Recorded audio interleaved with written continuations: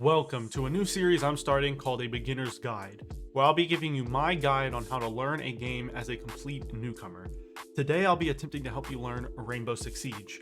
We'll be starting with the basics and getting into what I would consider intermediate topics as the video progresses. Hopefully you guys learn something new, and let's go ahead and get started. Let's start off with the basics. How do you win? Well, Rainbow Six Siege is similar to something like Counter-Strike or Valorant if you've ever played them. Siege's competitive mode is bomb, where the objectives are two bombs that are placed relatively close to each other in the map. The attackers must plant the diffuser and wait out the defuse time, or eliminate the defenders. Alternatively, the defenders must stop the attackers from defusing the bomb by eliminating all the attackers, or disabling the diffuser when it is planted, which when the diffuser is planted, there is a 45-second window where the attackers can disable it. However, the defenders are rarely put in a situation where this can occur. Majority of the time, if you allow the attackers to plant the diffuser, you will lose. Now, I know what you're asking. How do I even go about defending or attacking? Well, that's exactly what I'll be answering right now. We'll start with defense because I feel like that's the easiest one to explain.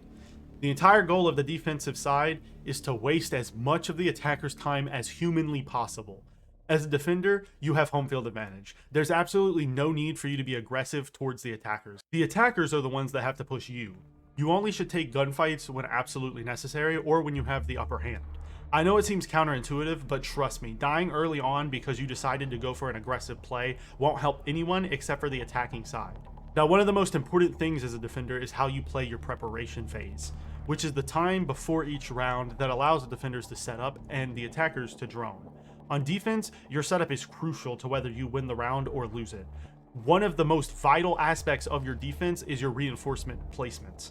In general, you always want to reinforce walls that go to the outside of the map. These walls are always a point of interest for attackers, and reinforcing these will make it a little more difficult for the attackers to get them open and have easy lines of sight into the objective. And in general, the same thing goes for hatches that lead into the site. Leaving a hatch not reinforced will give attackers an easy way to have a top-down view of the entire site. Also, never reinforce walls between the two bomb sites. This is an absolute no-go. Having an easy way to rotate between the bomb sites is crucial. So bringing some sort of shotgun or explosive is never a bad idea because they can do just that. Now that you've got your reinforcements and rotations covered, you should also go and place any gadgets you may have, whether that be Jaeger ADSs or Mutes jammers, along with your secondary gadget if it applies. Once the prep phase is over, all you gotta do is survive. Utilize your cameras when you aren't doing anything to gather any information you can and to call that out to your team. Calling things out is key in Rainbow Six Siege. You need to make for sure you and your teammates are on the same page and you all understand where the attackers are pushing from and what they are doing at all times. Now utilize the information that you just gathered to pick off attackers one by one and run out the clock. Now for by far the most complex side, attacking. The goal of the attackers is to get into the bomb site by any means necessary, and then plant the diffuser. In the preparation phase, while the defenders are setting up, you should be utilizing your drone to find where the bomb sites are. If your teammates have already found the bomb sites, or you can already tell where the bomb site is, you should drive your drone where you are going to spawn, so that you can save it for later in the round. Drones are extremely useful tools for the attackers, and you don't want to allow the defenders to destroy your drone for free. You've only got 2 of these, so if you've already gotten all the info you need, just save your drone for the action phase. Once you've spawned in, you'll be tempted to just aimlessly sprint out of spawn. You don't want to do this, however, because there could be a spawn peeking defender. Spawn peeking is when a defender opens a window or door and peeks into your spawn waiting for you to sprint out of it. So checking any windows when you leave your spawn is always a good practice.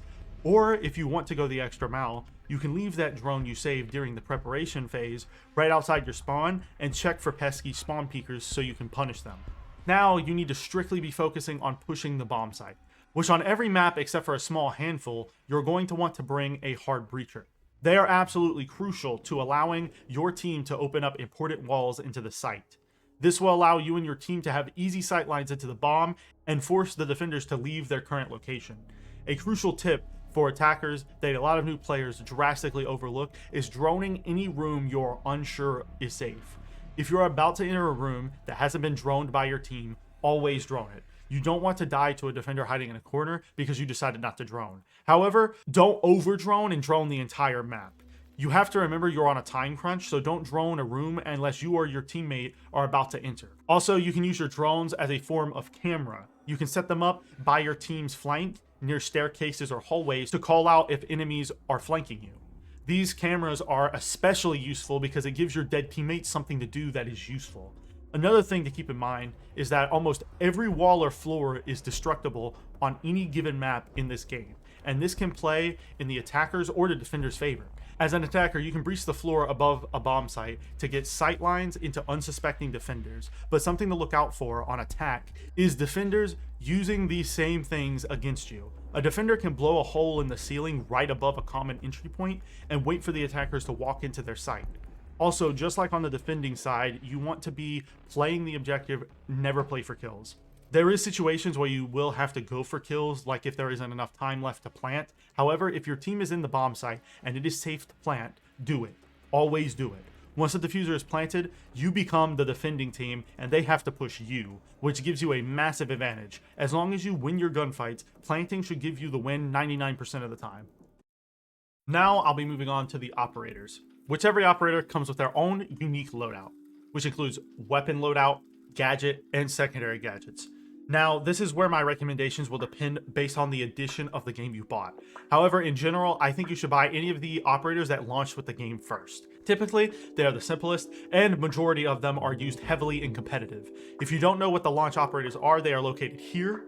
Any of these operators are a great choice for you if you are starting out. The only ones I would steer clear of are shield operators. Other than that, you can't really go wrong with any of the launch operators.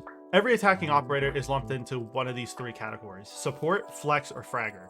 Support operators have gadgets that revolve around supporting the team, like Thermite and Thatcher. Fraggers are operators that typically have selfish abilities or have really good guns that are useful for getting kills, like Ash or IQ. Flex operators are basically operators that don't exactly fit into either category, like Finka or Nomad. Typically, the support operators are the hardest to learn, whereas flex or fragging operators are significantly easier to pick up as a new player. Now, defending operators are split up into two main categories: roamer or anchor.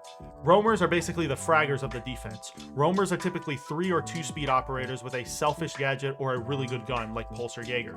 Whereas an anchor is typically an operator that is a 3 or 2 armor and has a gadget that can help to defend the site or deny a plant like Smoke or Rook.